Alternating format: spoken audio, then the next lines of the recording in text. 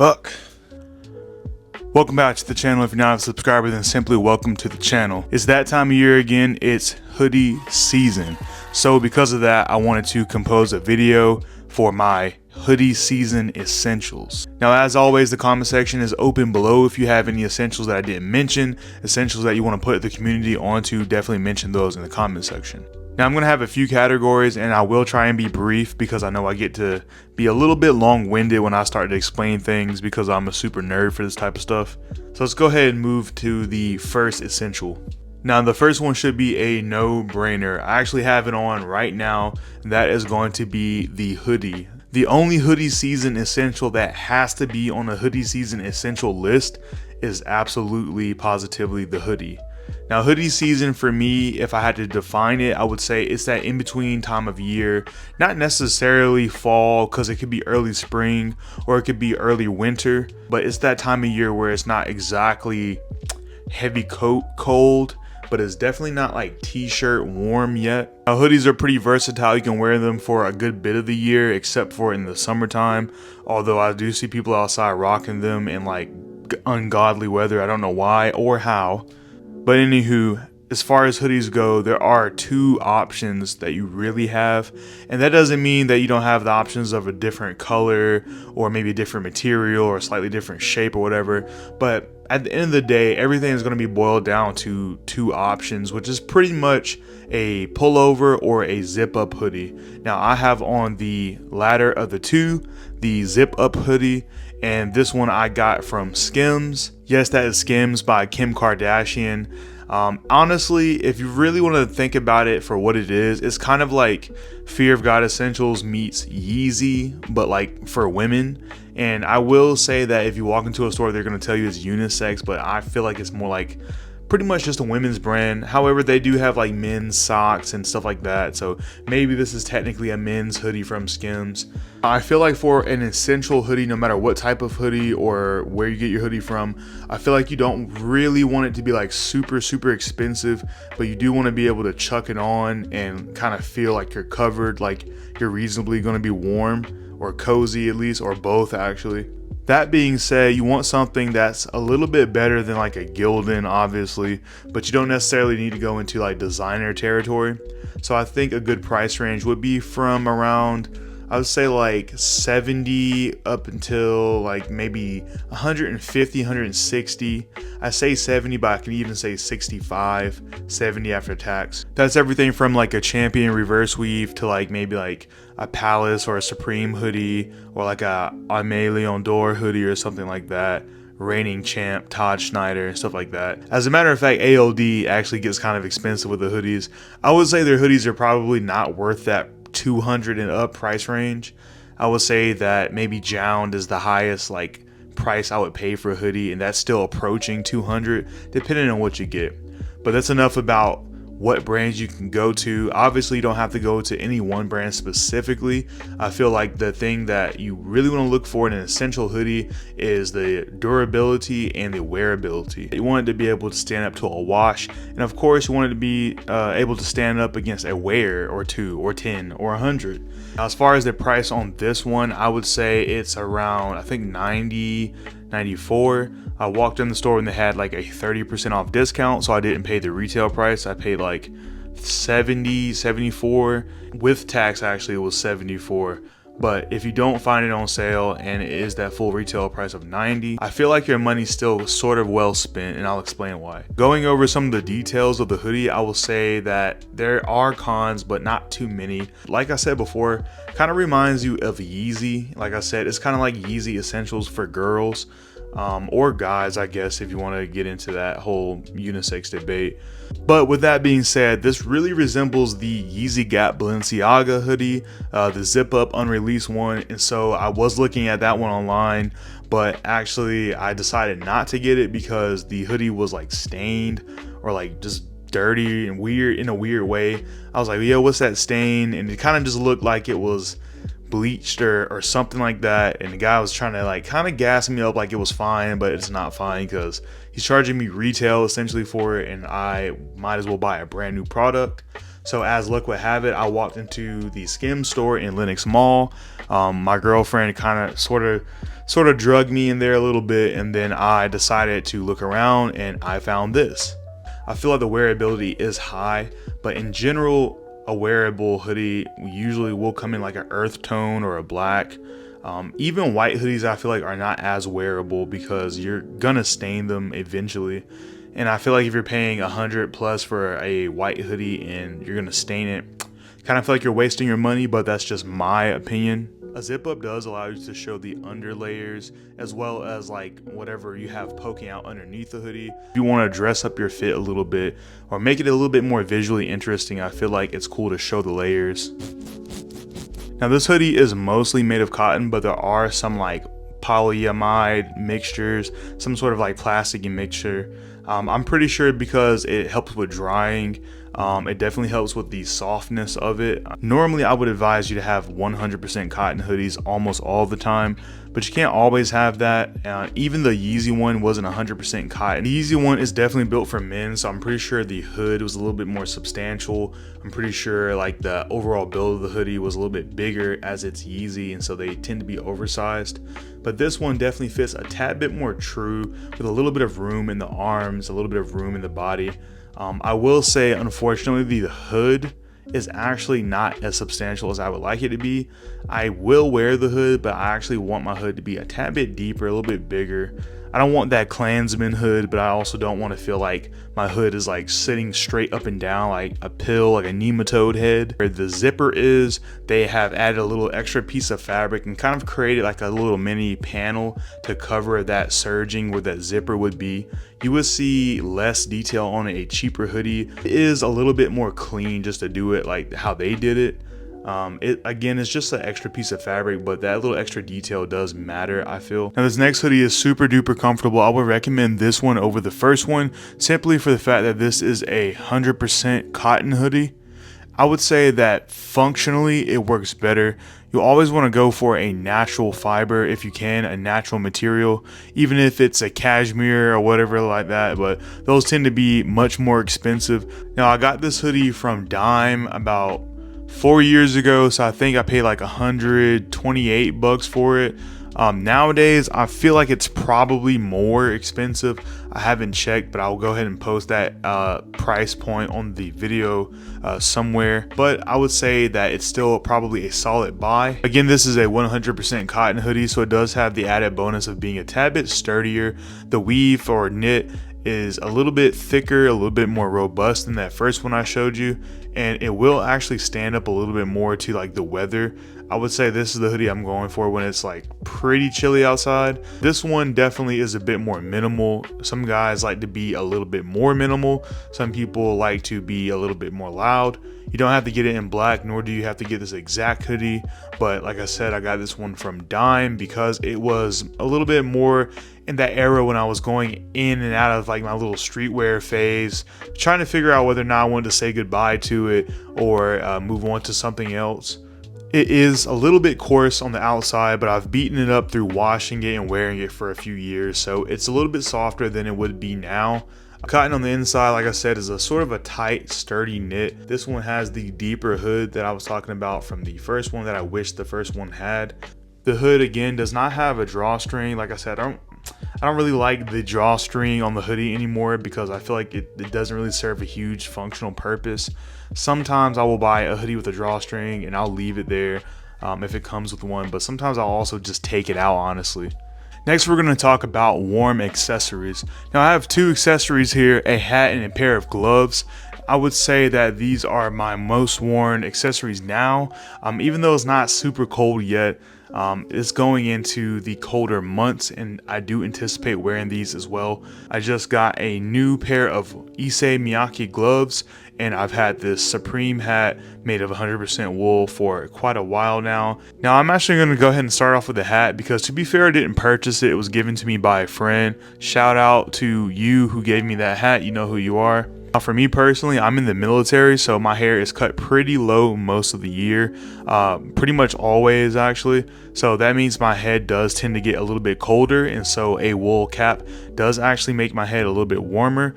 And the nice little white Supreme S logo is something that I wouldn't call necessarily timeless, but it's non-combative. It's not confrontational as a design. And the little embroidery in the back that says Supreme, again, not something super confrontational. You can wear it with multiple styles. Honestly, I kind of do wear it a lot. I was looking at the Ebbets Field flannels, or the flannel hats from Ebbets, and I think they did a collab with Jound.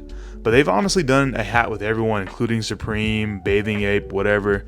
I just feel as though those hats by themselves, without the streetwear or designer collaboration, kind of don't look as good as I want them to, or they don't have the exact style that I want to go for. On top of that, I've been looking at the Jound variation of this hat, which is pretty much the same thing. I think it's also wool. It just has the J on it. I think the wool is mixed in with the cotton, so it's not quite as substantial. It's not 100% wool, although I could be wrong. Either way, it's pretty much the same idea. It just has a J instead of an S. Next up, I have a pair of wool gloves from Issey Miyake. These are 100% wool and they are made in Japan. I like the idea of the split in the middle of the glove that allows me to take my fingers out whenever I feel a little bit too hot. I tend to run hot in general, so even in the winter time, I tend to dress in a sort of like a modular way so I can take stuff off and put it back on at my will. That way I don't get too hot or too cold. The last thing you want to do is start sweating in the cold, and when you cool down, you're just cold and wet. So it's nice to be able to take your gloves off, use your phone, but not take them all the way off, and that way you can still enjoy some warmth when you need it. It's kind of cool, like, to put these in your pocket, have a piece of the glove hanging it out. It just adds a little something to your outfit, I guess. I definitely think gloves are an underrated accessory, and I've seen a lot of cool people wear a lot of cool gloves and a lot of cool fits. And these are 100% wool, made in Japan from the Issey Miyake main line. I was about to say the fucking please or some shit like that. Issey has so many like sub lines or like lines. I don't know if they're equal to the main line or whatever. They're all kind of expensive, so they're not like diffusion prices. These were not a cheap pair of gloves by any means. However, that being said, when you're going for an accessory that you feel like it's going to elevate your outfit and have some function, you can kind of go all out. Let me rephrase that. Don't go all out, because sometimes an accessory is like the bane of your existence. When you go like too crazy and buy too expensive of an accessory, I feel like sometimes you go a little too all out, you ball out a little too much, and you end up getting something that looks cool for the moment, but honestly it's kind of just like a waste of money. Next item is going to be pretty quick, because again, this is a bit more of an unconventional essential for the winter time, but honestly I feel like it's an essential all year round, and that's going to be the humble tank top or t-shirt. You want a great base layer. I would always recommend a 100% cotton base layer for your t-shirt or tank tops. Again, it's just a more comfortable, durable, and relatively affordable natural fiber that's just going to do you right, honestly. Now, I might be a little bit different than other people, but again, I tend to run hot, and if you run hot like me, like a freaking furnace, like all year, I feel like sometimes you want the option to take off a hoodie or unzip it and let some air in there. So if I'm wearing a zip up hoodie or something with buttons like a jacket or whatever, I like to sometimes unbutton a couple of them, if not all of them, let some air in there, cool my arms off and whatnot. It might not be your essential, but I feel like some people who do run hot probably already do this without even thinking about it. I've talked about my Uniqlo and my Whitesville t-shirts a lot. Not too much to say about those. You can just throw those on under anything, but one thing I haven't mentioned is my tank top. I have this Comme des Garçons shirt, I think. Comme des Garçons shirt, tank top. It's nothing to really scream about, but I do like how it's a little bit more loose and not quite as tight to the body. Again, I run hot a lot, so when I am feeling like, oh yeah, I'm gonna be in a situation where I have a jacket on but I'm moving or something like that, I would definitely like to put on something a little bit more flowy, as most tank tops are ribbed and closer fitting to the body, but in some situations it's not really that great or that ideal for me.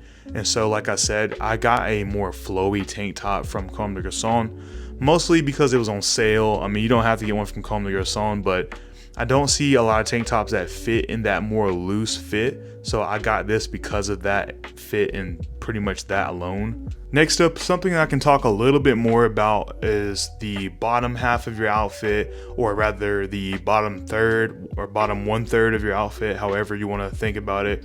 Now, I've already featured these jeans on the channel a lot, and that should let you know exactly how much I like these jeans. These are the Sugarcane Okinawa jeans. Again, I've mentioned these before, so I'm not going to go too far into the details. I'll post the videos in which I mentioned those somewhere in the comment section or the details, as well as I'll play like a little clip somewhere on the screen. But if you don't go for the Sugarcanes, you can always go for many of the other Japanese or USA made brands, and I would stick to the USA or Japanese brands with some exceptions, because if you care about raw denim or one wash or selvage denim, I feel like the USA, of course, would be the godfather of all. You know, we're the ones who started all of that stuff, honestly. They were birthed here with the Levi Strauss brand, but then the Japanese took it and sort of revamp that concept of the denim jean or the denim pant with some of the time-honored craftsmanship and design sensibilities that you only can really find in Japan. And the thing that I like about the one wash or the selvage denim, particularly for the winter or even for the fall and early spring, is that the one wash or raw denim tends to be a bit more hardy, a bit more thick and robust.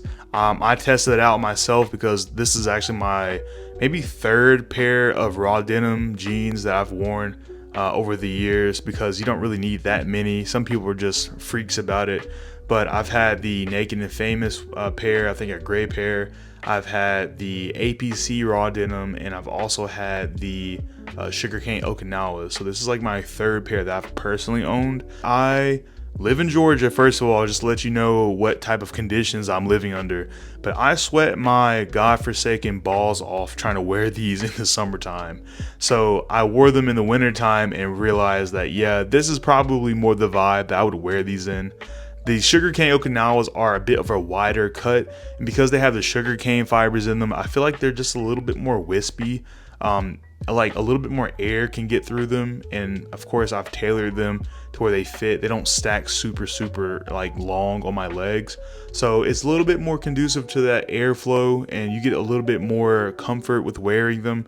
But for most denim brands, or for most selvage raw denim or one wash jeans in general from any brand, I would say that they're best suited for the winter time until you've gotten through that break-in period. Last but not least, I feel like a no-brainer essential is definitely a leather boot. Boots in general are an essential for the fall, winter, because it's getting a little bit colder outside, but I feel like if you're going to get a boot in general, you're going to get a leather boot, or at least I would recommend that. Now, one thing I love about leather in general, no matter if it's a boot or a sneaker, is that leather tends to patina and look really nice with some age to it. There's only so many things you can really get out of a sneaker as far as patina and wear before they just kind of look ratty. But something about a nice pair of leather shoes or a leather boot never kind of looks bad. It always looks a little bit better and a little bit more robust with more character as it ages. My boot of choice are still my Bottega Veneta lug boots. It's actually the only pair of boots that I have left. I've sold a good bit of what I had before, but most of my wardrobe consisted of like sneakers and sneaker adjacent clothing. I need to revamp a little bit of my wardrobe and sell off some of my sneakers that I really don't wear anymore, as I'm not really going towards that streetwear vibe like I used to. I'm trying to dress my stuff up a little bit more. So outside of my leather sneakers, I'll probably be selling or letting go some of my non-leather sneakers outside of my most worn ones like my New Balances. Now, I've been looking at a few different types of boots, mainly the like engineer style boots, or any boot with like a wider base or wider opening so I can put my jeans in the boot. I definitely have seen a cool pair from Visvim and the Takahiro Miyashita Soloist brand. However, those are super expensive, and I don't know that I'll splurge on another pair of boots. Even though I bought these like a little while ago, these Bottegas still are like they're kind of hurting the pockets. I mean, it was a while ago, so it's already money spent. Now, your boot of choice might be a lower boot or a even higher boot, or maybe it's more like a camper style or like hiking style boot. ROA makes a lot of them. Camper is a pretty good brand for that sort of thing, as the name would suggest.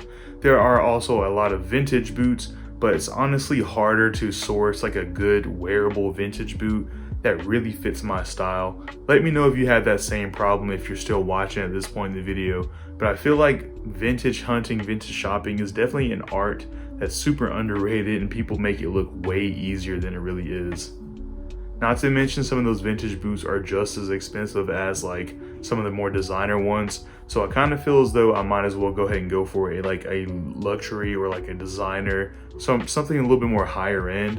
At least I'll get that quality and feel like it's sort of worth it. But with that being said, those are all my hoodie season accessories.